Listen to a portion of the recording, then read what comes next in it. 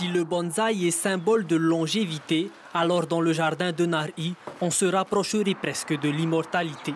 Nari récolte lui-même ses plantes dans la forêt et à partir de simples boutures, il laisse place à l'imagination. C'est l'ensemble du feuillage qu'il va y avoir donc, à partir de ce que nous sommes en train de travailler pour former justement le modèle de bonsaï que l'on désire. Là, pour nous, sur le sujet d'aujourd'hui que l'on travaille, c'est un Ficus benjamina. Nous allons former un Yosei, c'est le mot japonais, pour former donc ce qui est une structure en forêt.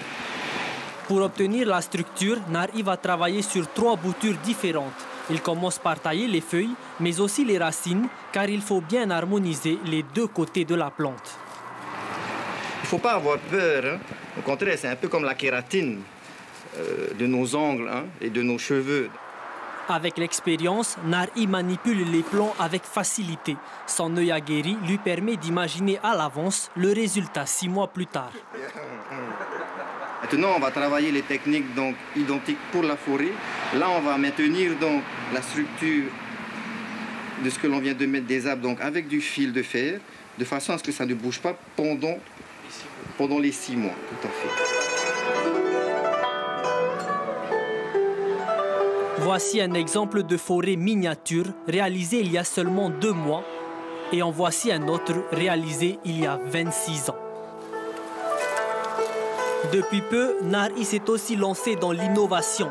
Il confectionne lui-même ses contenants à base de corail et de béton, une alternative à l'importation. En Polynésie, il est le seul à faire cela.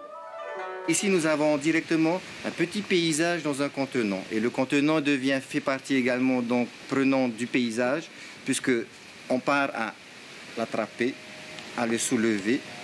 Et avec donc quelques plantes du jardin de grand-mère, quelques corails donc, du bord de mer, on arrive à avoir un beau cadeau. C'est grâce à ses voyages, mais aussi à ses grands-parents, que Nari s'est imprégné de cette culture. Aujourd'hui, il partage ce savoir à travers des formations, car il connaît tous ses bienfaits.